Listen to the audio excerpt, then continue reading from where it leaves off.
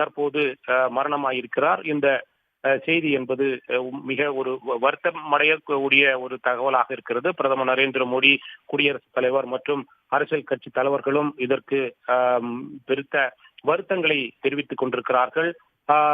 ஏற்கனவே இந்த விமானத்தை பொறுத்தவரையில் டெல்லியிலிருந்து இந்த விமானம் முதலில் அகமதாபாத்துக்கு சென்றிருக்கிறது. அதற்கு பிறகு அகமதாபாத்திலிருந்து லண்டனுக்கு செல்வதற்காகத்தான் இந்த விமானம் என்பது புறப்பட்டிருக்கிறது. சரியாக 625 அடி உயரத்தில் பறந்த நிலையில்தான் விமானம் என்பது விபத்துக்குள்ளாயிருக்கிறது. 1:28 மணிக்கு புறப்பட்ட இந்த விமானம் என்பது புறப்பட்டு சில நிமிடங்களிலேயே விமானம் என்பது விபத்துக்குள்ளாகி தரையில் விழுந்திருக்கிறது. விமானம் விழுந்த உடனேயே அந்த விமானம் வெடித்து சிதறி இருக்கிறது. தீ பிளம்புகள் முழுமையாக பற்றி கொண்டதன் காரணமாகத்தான் அந்த விமானத்தில் பயணம் செய்தவர்கள் பெரும்பாலானவர்கள் கருகிய நிலையில் இறந்திருப்பதை நாம் பார்க்க முடிந்தது. அந்த வீடியோக்கள் எல்லாம் தற்போது வெளியாகி கொண்டிருக்கிறது. இந்த விபத்து குறித்து விசாரணை எவ்வாறு இந்த விபத்து என்பது நடந்திருக்கிறது என்பது குறித்து விசாரணைகள் என்பது தொடங்கி இருக்கின்ற இந்த சூழ்நிலையில் இந்த விபத்து எப்படி ஏற்பட்டது, விமானத்தில் ஏற்பட்ட கோளாறுகளின் காரணமாக விபத்து ஏற்பட்டதா இல்லது விமானியினுடைய தவறுதலின் காரணமாக இந்த விபத்து ஏற்பட்டதா என்பது குறித்தெல்லாம் விசாரணை என்பது தற்போது நடைபெற்றுக் கொண்டிருக்கிறது. முழுமையான விசாரணைகள் என்பது முடிவடையும் பட்சத்தில் தான் எந்த காரணத்திற்காக இந்த விமானம் என்பது விபத்துக்குள்ளாகியிருக்கிறது என்பது பற்றிய தகவல்கள் எல்லாம் நமக்கு தெரிய வரும். குறிப்பாக விமானம் என்பது புறப்பட்ட ஒரு சில நிமிடங்களிலேயே இந்த விபத்து என்பது நடைபெற்றிருக்கிறது. முக்கியமாக விமானத்திற்கின்ற கருப்பு பெட்டியை தேடும் பணி என்பது தற்போது முழு வீச்சில் நடைபெற்றுக் கொண்டிருக்கிறது. அந்த கருப்பு பட்டியல் என்ன தகவல் இருக்கிறது என்பது பற்றிய செய்தி என்பது கிடைத்தால் மட்டுமே விமானம் என்பது எவ்வாறு விபத்துக்குள்ளாயிருக்கிறது, விபத்துக்குள்ளாவதற்கு முன்பு அந்த என்ன நடைபெற்றது விமானத்திற்குள்ளேயே, விமானி அந்த விமானத்தை ஓட்டிச் சென்ற விமானி என்னென்ன பேசியிருக்கிறார், அதற்கு முன்பு என்ன மாதிரியான நடவடிக்கைகள் விமானத்திற்குள்ளே ஏற்பட்டிருக்கிறது என்பது பற்றிய தகவல்கள் எல்லாம் தெரியும். எனவே கருப்பு பட்டியை தேடும் பணி என்பது முழுவீச்சில் நடைபெற்றுக் கொண்டிருக்கின்ற இந்த சூழ்நிலையில் விமானத்தில் பயணம் செய்த 241 பேர் பலியாகியிருக்கிறது. நாடு முழுவதும் பெரிய அதிர்வலைகளை ஏற்பட்டிருக்கிறது. இந்தியர்களை பொறுத்தவரையில் 169 பேர் இதில் பயணம் செய்திருக்கிறார்கள். பிரிட்டிஷ் நாட்டை சேர்ந்தவர்கள் 53 பேர், 7 பேர் போர்த்துகீசியர்கள், கனடாவை சேர்ந்த ஒருவர் என 142 பேர் இதில் பயணம் செய்திருக்கிறார்கள்.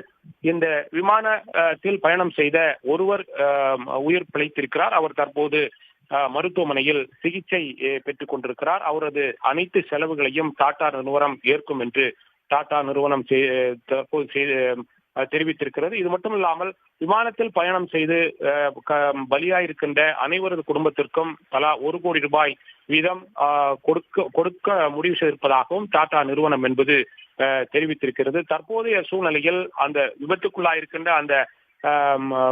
அந்த இடத்தில் புனரமைப்பு பணிகள் என்பது தொடர்ந்து நடைபெற்றுக் கொண்டிருக்கிறது, முழுவீச்சில் நடைபெற்றுக் கொண்டிருக்கிறது. 90% அந்த விமானம் விபத்துக்குள்ளான இடங்களில் பணிகள் என்பது முடிவடையப்பட்டிருந்தாலும் அந்த இடம் என்பது ஒரு கரை படிந்த ஒரு இடமாகவே நம்மளால் பார்க்க முடிகிறது.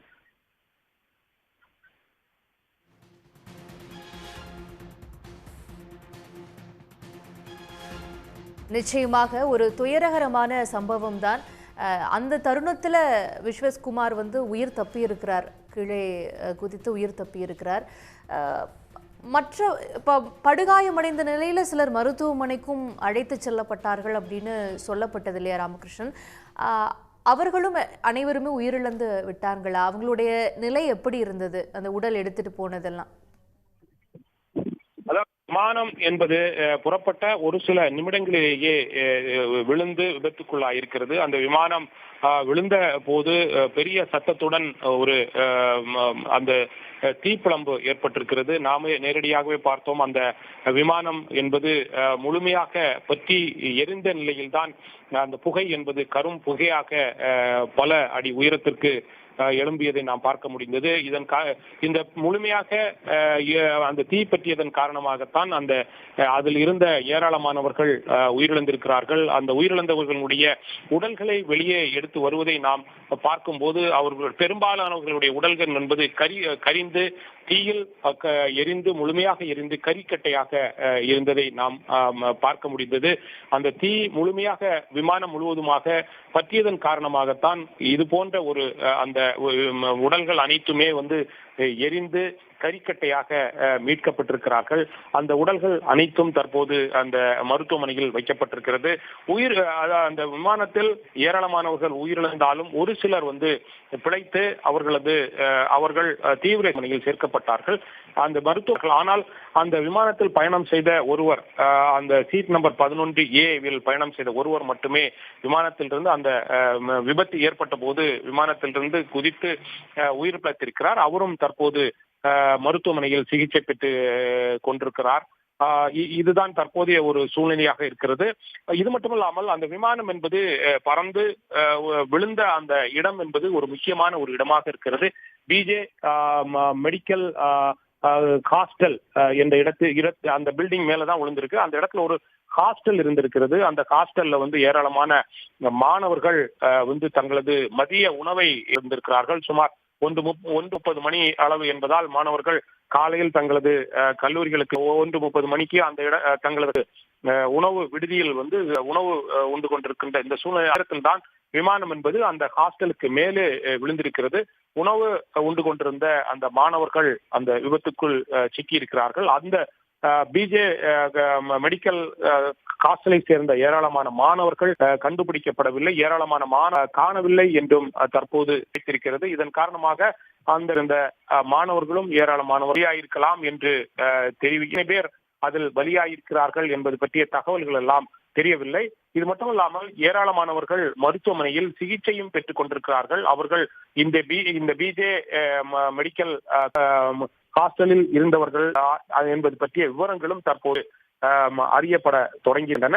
இன்னும் போக போகத்தான் எத்தனை பேர் மருத்துவமனையில் சிகிச்சை பெற்றுக் கொண்டிருக்கிறார்கள், அவர்களது நிலை என்ன, அவர்களில் எத்தனை பேர் தீவிர சிகிச்சை பிரிவில் சேர்க்கப்பட்டு கொண்டிருக்கிறார்கள் என்பது பற்றிய விவரங்கள் எல்லாம் தெரிய பொறுத்தவரையில் தொடர்ந்து ஏராளமானவர்கள் சிகிச்சை அளிக்கப்பட்டு வருகிறது.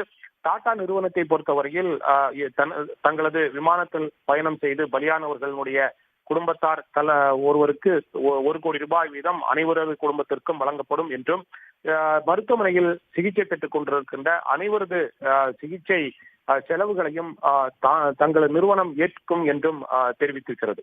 உடனுக்குடன் செய்திகளை தெரிந்து கொள்ள சன் நியூஸ் பெல் ஐகானை கிளிக் பண்ணுங்க.